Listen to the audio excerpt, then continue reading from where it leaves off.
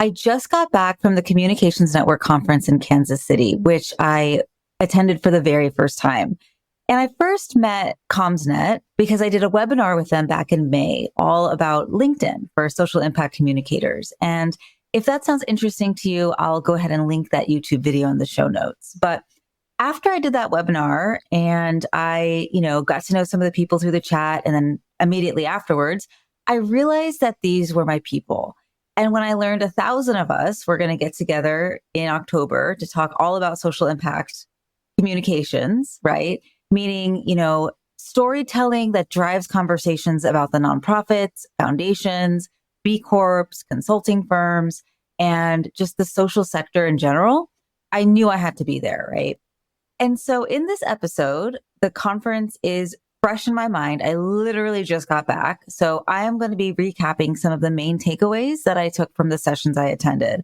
And then I'm going to share one or two practical applications about how these learnings can influence and support your visibility strategy, specifically for your thought leadership on LinkedIn. So enjoy. Hey, I'm Tanya Bhattacharya, and you are listening to the Campfire Circle podcast. We are all about breaking down the boardroom table as the ultimate space of leadership, and instead replacing it with a campfire, because that's where we share our stories. That's where we build warm community, and that is where there's always room. I'm building an impactful business in public through thought leadership, and I'm taking you behind the scenes all along the way. So if you want to stand out as you stand up for your mission, you are in the right place. So the first learning session I attended was the opening keynote by Jonah Berger, who is an author and a Wharton School professor of marketing. And by the way, all the info for the session speakers I'm going to drop in the show notes so you can learn more about them and their work. And I definitely encourage you to check that out after you've listened to the episode. And so my biggest personal takeaway from this keynote is that it's not enough to do the work. You've got to communicate that good work in a way that sticks and that inspires action. And you can do that through your language, right? Or what he calls magic words. And he has a book of the same title. So he talks about how the language you use can act like a stop sign or a scroll stopper. And the other sort of related takeaway is the importance of showing up confidently in your communications and how that creates trust. And what that can look like is to speak in more absolutes. And so practically, my practical application for you is to reread anything that you're putting out into the world as thought leadership. And so that could be LinkedIn content. It could be an op-ed. It could be a speech. I mean, it could be so many things. It could be an email.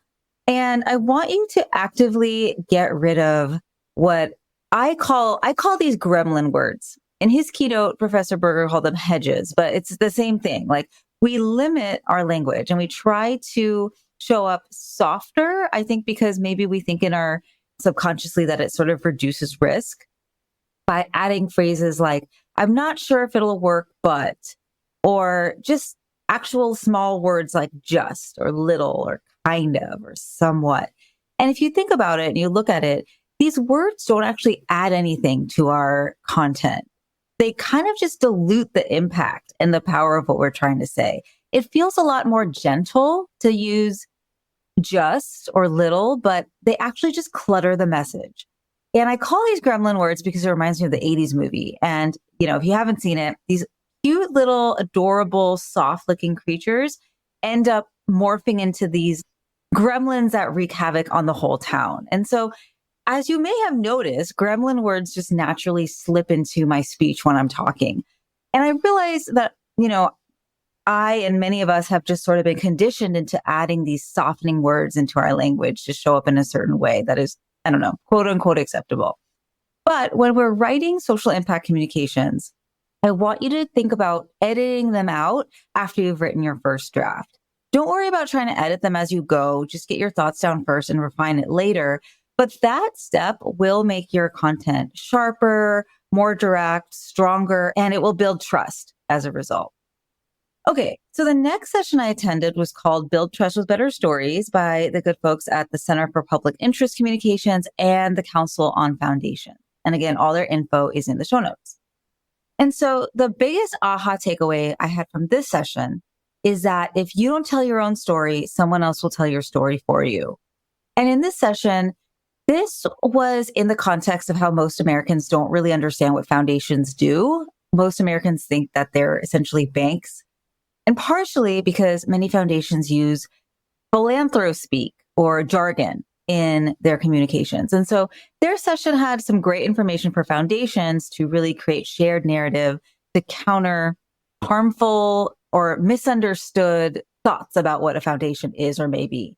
And so my practical application that I have for you is to think about storytelling as not just like a nice to have marketing tactic, but a key offensive strategy. Because at some point, whether we're talking about your organization or you personally, there may be some kind of a orchestrated campaign against your work, whether that work is in reproductive rights or climate or voter engagement or anything else that has found itself under attack in these last few years. And then similarly, personally, I've known quite a few people over the last year who have been either removed or forced to leave their organizations, not because of their lack of skill or talent or passion or anything like that, but because they chose to sort of loudly stand up for what they believed in. And that did not sit well with someone, on the board, on the staff, etc.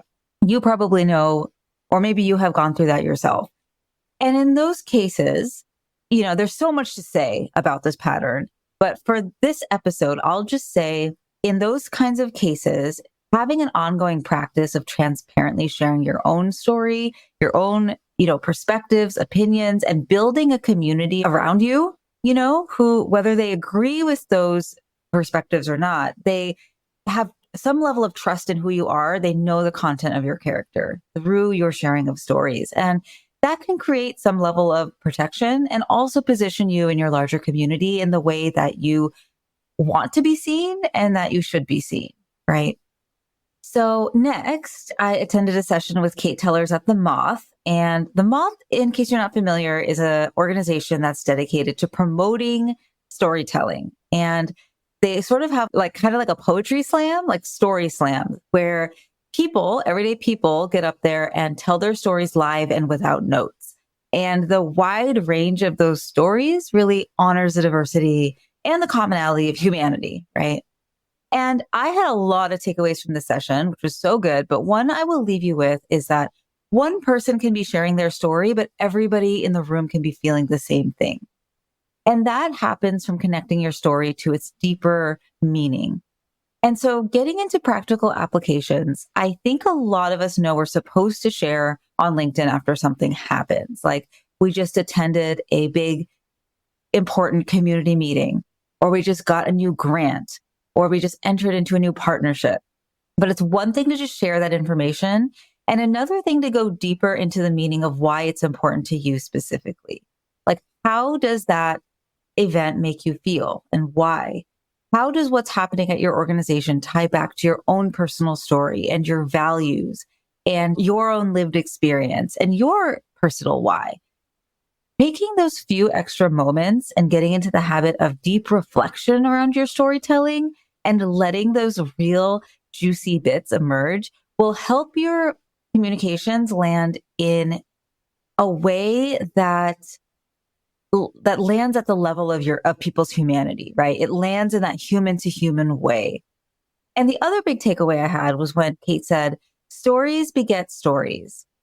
And so the practical takeaway from that is to create a culture of storytelling and reflection at your organization so that people have opportunities, whether they're at meetings, whether they're just through the start of every meeting or through email on a weekly basis, or at, your annual retreats. Like there are opportunities to share many stories of what is going on in their work world within your team. And that not only creates relationship and cross-functional sort of tissue, but it also just builds people's habits and practices of reflecting back on why what's happening in their world is even important in the first place. How does it tie back to the mission? Why is it important? What kind of world is it creating? It gets you out of that immediate moment and ties it back to what's important. Okay. So moving on, next we heard from Ivan-san, who is the CEO of Digimentors. And he talked about how we each have two footprints. One is physical and one is digital.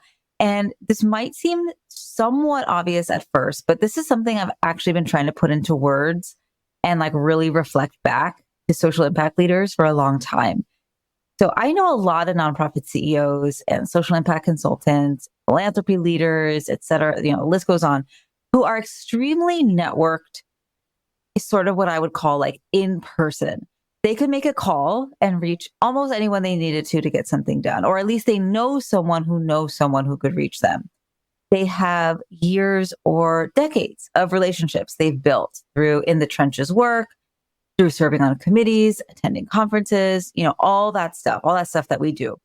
But they don't have any kind of presence on LinkedIn. And you could argue like, well, so what? They're doing fine, right? Maybe they don't even need to be on there. But what I would say is, can you imagine the increased impact they could have if they just started to build their digital footprint, just repurposing the stuff they already have, right? Like the presentations they've done, the op-eds they've written that are still relevant, the stories that they often tell that the people around them physically, know and always relate to them. If you do that online, you start to reach this new group of people who are really important. And that's the group of people who know and trust you already. So sure, you have great relationships with the, organizations and the companies who sponsor your events every single year. But if you create a thoughtful digital footprint on LinkedIn, you can over time begin to reach their friends who run different companies who should know about your work too and happen to have the resources to support it, sponsor it, et cetera. So that's just, one example of what can happen if you decide to really beef up your digital footprint, in addition to your physical footprint. Okay. And so finally, the last session I attended was about post-election communication strategies, which was so timely. It was so rich. I actually took the most notes in this session.